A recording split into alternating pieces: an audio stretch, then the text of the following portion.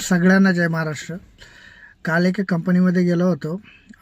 तर त्या ठिकाणी असं निदर्शनास आलं की आपले मुलं जे आहेत ते सगळ्यात जास्त जर कॉन्ट्रॅक्ट बेसिसवरती काम करतायत आणि त्यांना पेमेंट जे आहे ते फक्त 15 ते 20 हजाराच्या दरम्यान.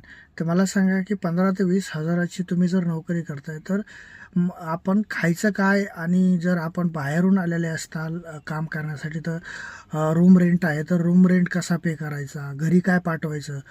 तर मला असं म्हणायचं की तुम्ही काम करण्यापेक्षा एखाद्या कंपनीमध्ये नोकरी करण्यापेक्षा तुम्ही स्वतःचा एक बिझनेस सुरुवात करा, का जेणेकरून तुमचं इन्कम वाढेल.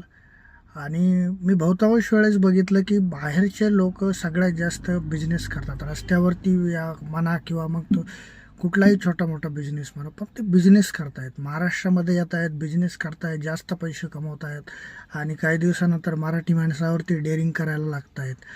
तर मला असं वाटतं की प्रत्येक मराठी माणसांनी बिझनेसमध्ये यायला पाहिजे. असं नाही म्हणायचं की तुम्ही नोकरी सोडून या, नोकरी करा, पेमेंट जास्त असेल तर चांगलं आहे ते. आणि जर पेमेंट कमी असेल 15 ते 20 हजाराच्या दरम्यान तर 100% तुम्ही बिझनेस करा, त्याच्यामध्ये तुम्ही सक्सेस राहताल.